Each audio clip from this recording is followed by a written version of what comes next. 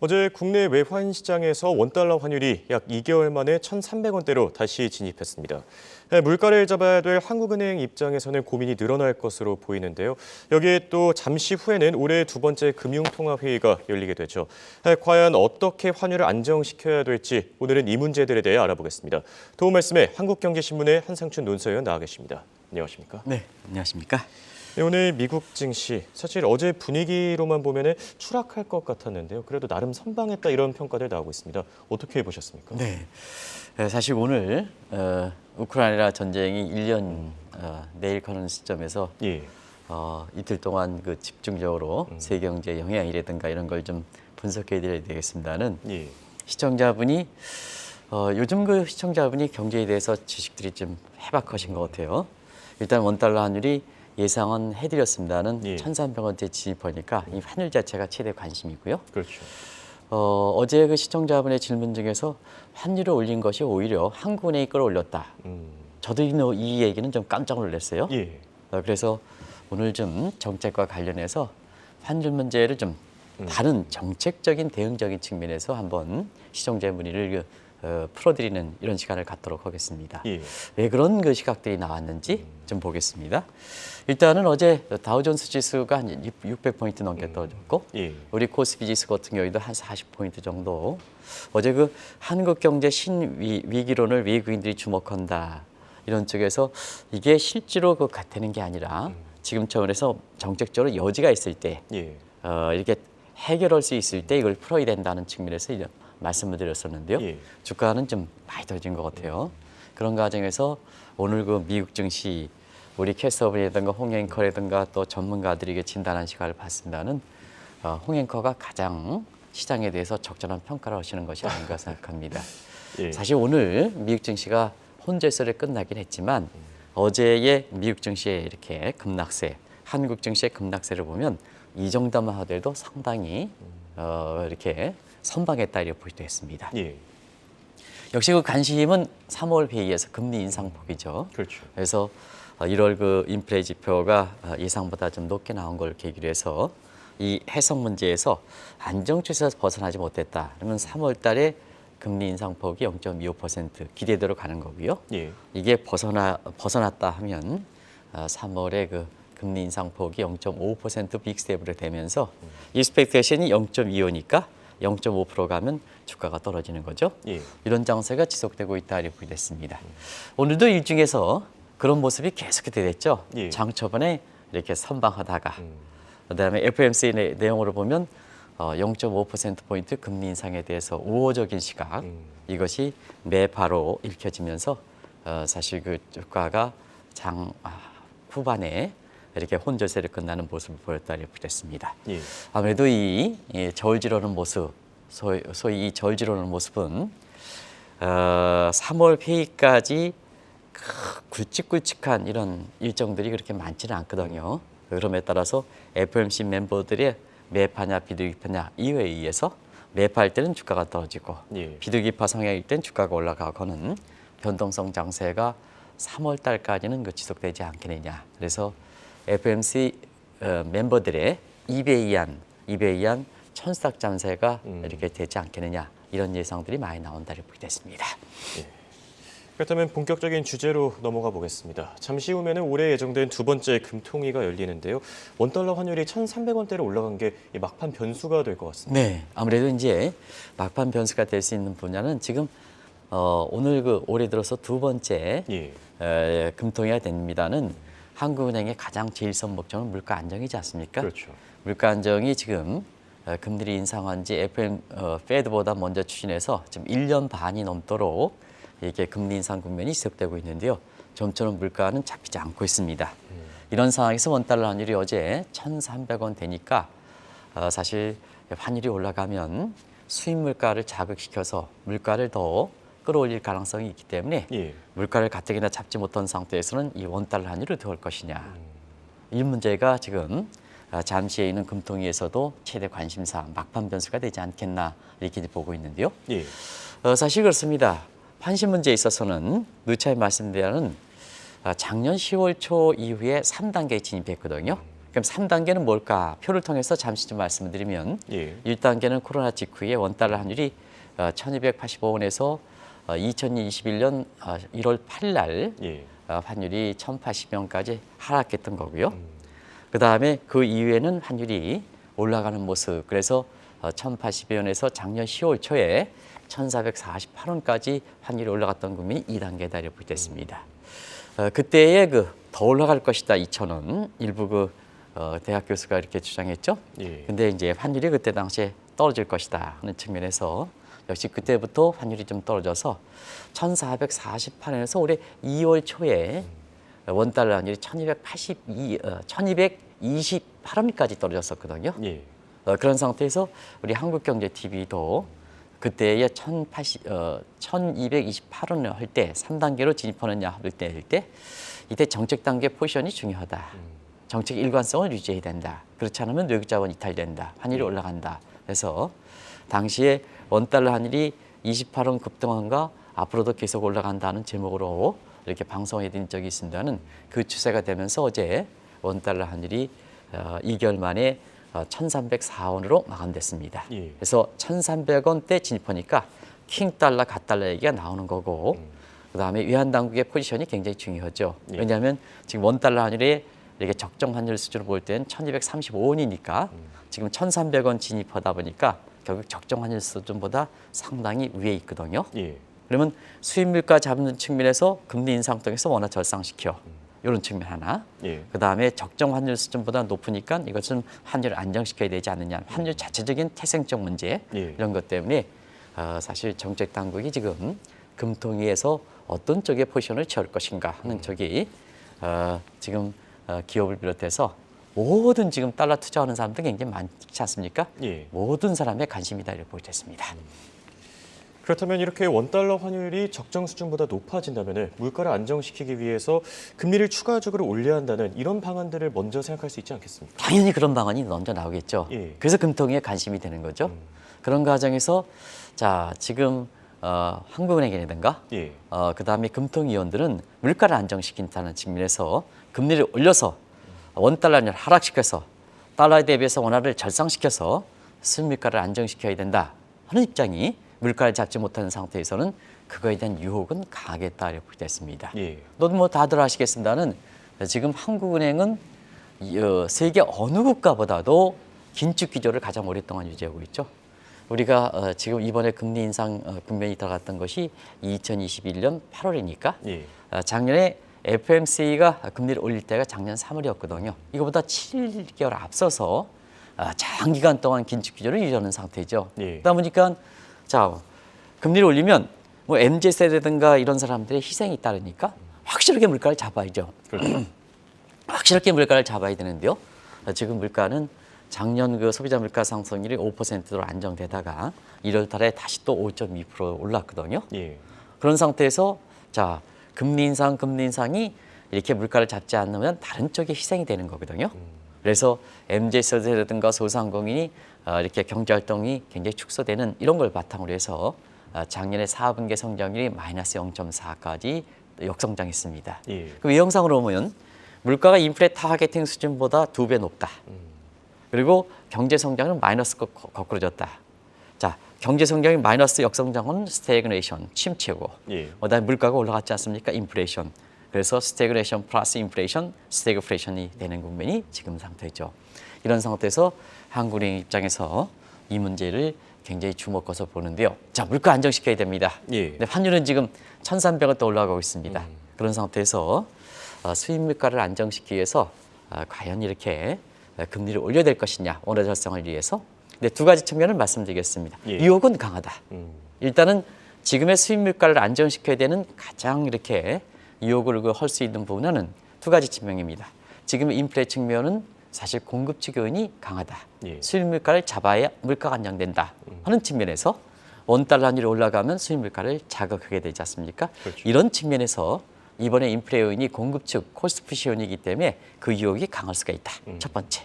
두 번째는 우리나라는 세계 어느 국가보다도 중간 무역, 중개 무역을 하기 때문에 사실 핵심 부품에 대해서 또 원자재에 대해서 수입 비중, 작업도가 떨어지니까 수입 비중이 높은 상태거든요. 예. 그러다 보니까 사실 이렇게 원달러이 올라가면 수입 물가를 자극시키는 측면이 강합니다. 그러다 보니까 금리를 올려서 원달러를 떨어뜨려 원화를 절상시켜서 이 대목도 물가를 안정시켜야 되는 유혹도 강하다.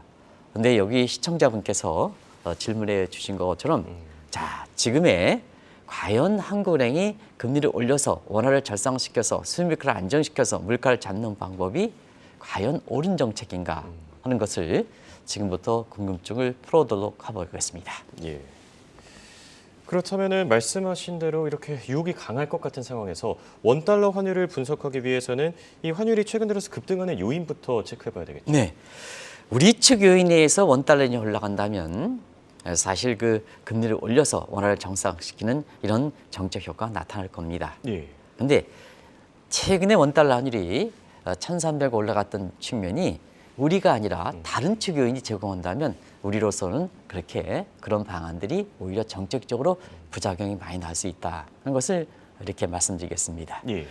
그런 측면에서는 시청자분도 왜 한국은행이 책임이 크냐 하는 측면에서 말씀드리면 자, 지금의 원달러 환율이 2월 초에 사실 그 1,228원에서 지금 1,300 올라가는 데에는 시청자분이 아시겠습니다만 미국 측 요인이 강하죠. 그렇죠? 그렇죠. 그래서 달러 가치를 결정할 때는 뭐냐? 미국 측의 펀더멘탈 머큐리 요인과 그다음에 정책적인 측면에서의 마스 요인, 요 두 가지 요인에서 내는데요. 예. 자, 올해 미국 경제 좋죠. 뭐 실업률도 3.4% 떨어져, 소매 판매도 좋아, 다 좋죠. 예. 그래서 노랜딩이라고 그러지 않습니까? 그렇죠. 그래서 펀더멘탈 측면에서는 노랜딩 경기 순환 사이클이 이렇게 무시될 정도로 노랜딩이다 하는 측면으로 미국 경제 요인이 상당히 좋으니까 이 머큐리 차원에서 달러가 강세되는 이런 측면이 사실 원달러 환율이 끌어올리는 요인이다 하는 것을 말씀드리고 예. 또 한 가지는 미국 경제의 침체 우려가 우려가 적다 보니까 사실 물가를 완전히 잡지 못한 미국 입장에서 보면 물가를 확실히 잡아들어야죠. 예. 그런 측면에서는 마스적인 측면은 페드의 통화정책 측면에서는 오늘 FOMC 의사록이 이렇게 나왔습니다는 0.5%의 무게를 치는 것 마찬가지로 잡을 때 확실히 잡아야 된다. 근데 경기가 괜찮다. 그러면 더 잡아야 된다 하는 이런 측면에서 정책적인 마스 요인에서도 달러를 강세시킬 수 있는 요인이 이렇게 됐다 이렇게 됐습니다. 그래서 작년에 대비해서는 올해 1월 달에 각종 월간 지표의 미국 경제 실상을 뜯어보니까 예. 미국 경제 의외로 좋더라. 그리고 정책적으로도 자, 미국 경제 침체 우려가 적으니까 강하게 매파를 드라이브 시켜야 된다. 그러니까 작년 연말에 대비해서는 달러가 강세될 수 있는 요인이 강했다. 그것이 한때는 작년에 작년 말에 달러 인덱스가 100도 붕괴되지 않겠느냐 하는 측면에서 지금 오늘 그 달러 인덱스가 104대 후반으로 올랐습니다. 오늘 달러는 더 올라갈 겁니다. 예. 104대 후반으로 갔습니다. 그래서 달러 강세 요인이 강했던 미국 측 요인이 강했던 지금 104대 중반을 넘어섰지 않습니까? 예. 지금 정영국 PD께서 보여주는 달러 인덱스요. 그러게 지금 오늘 원달러 환율이 더 올라갈 수도 있다는 걸 말씀드리겠습니다. 여기에 예. 한국의 한국의 펀더멘탈 요인이 미국 자본의 포트폴리오 요인이라 펀더멘탈이 악화 요인도 원달러 환율을 끌어올리는 요인으로 작용하고 있다 이렇게 보겠습니다.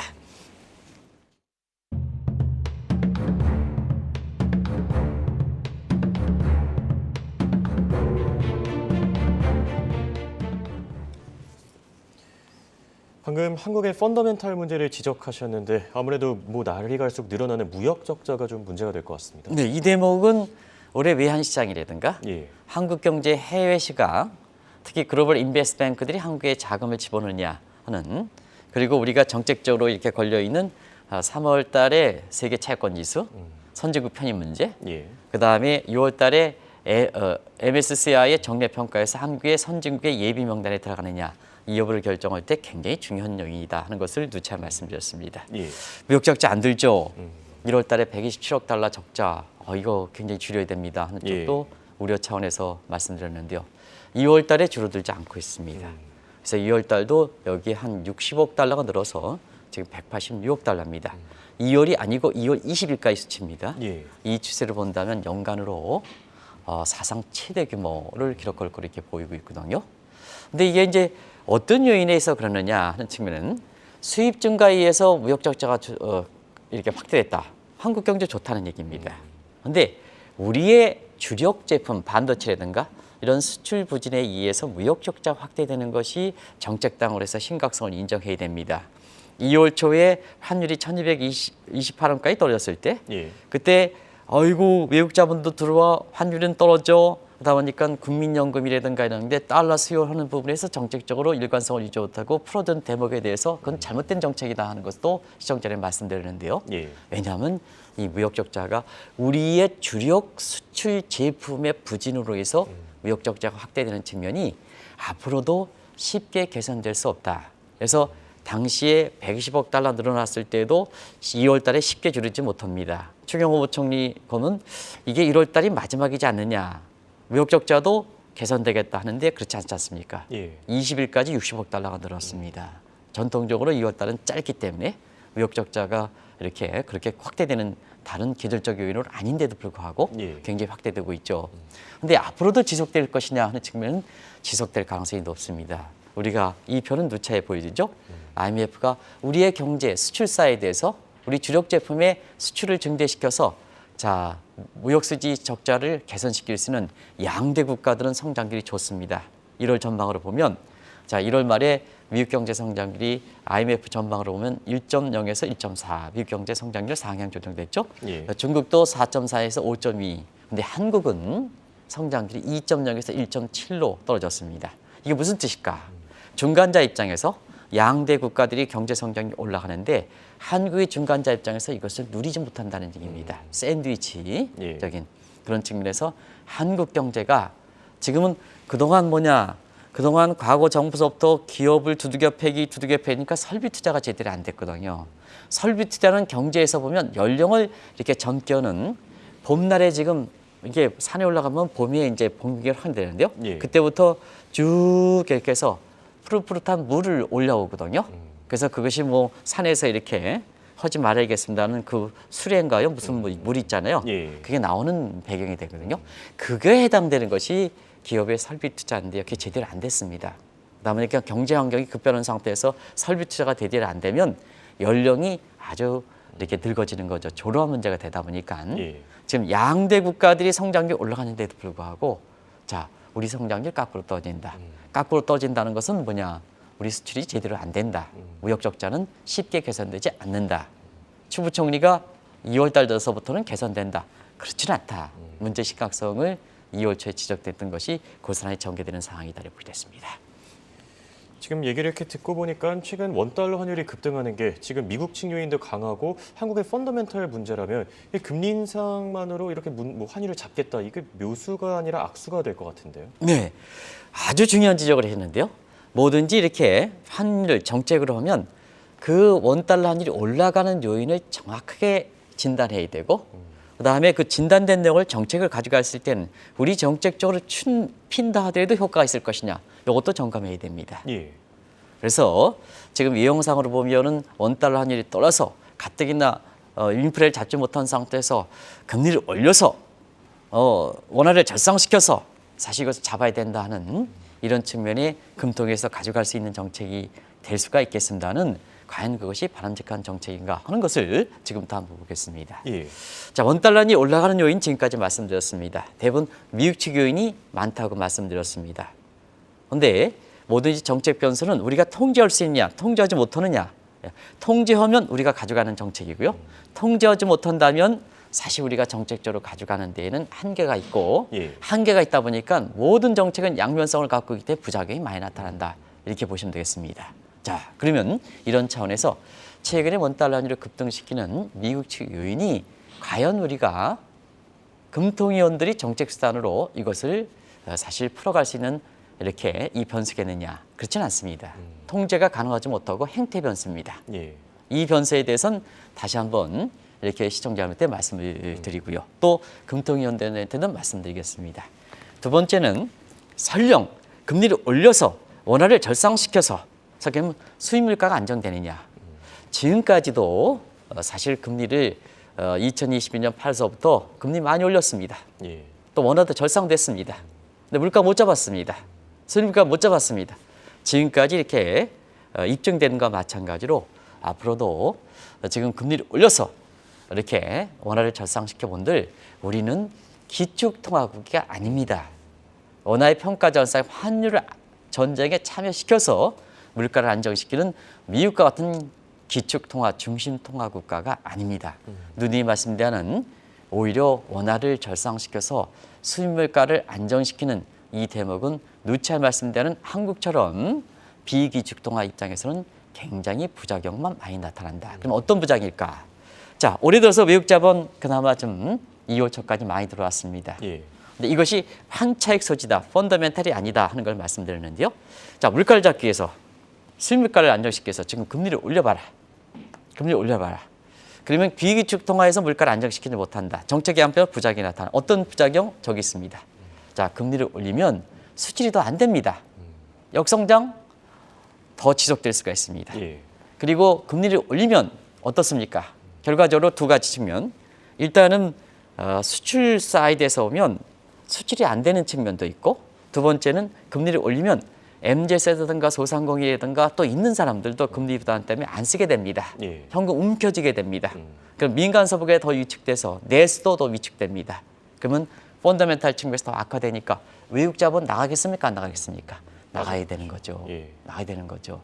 이 측면을 금통위원분들이 저보다 더 훌륭하시기 때문에 했습니다는 한국은행이 물가 안정만 고집하면 안 된다는 얘기입니다. 예. 그런 측면에서 오늘 시청자분이랑 같이 이 대목을 한번 풀어보는 이런 시간입니다. 예.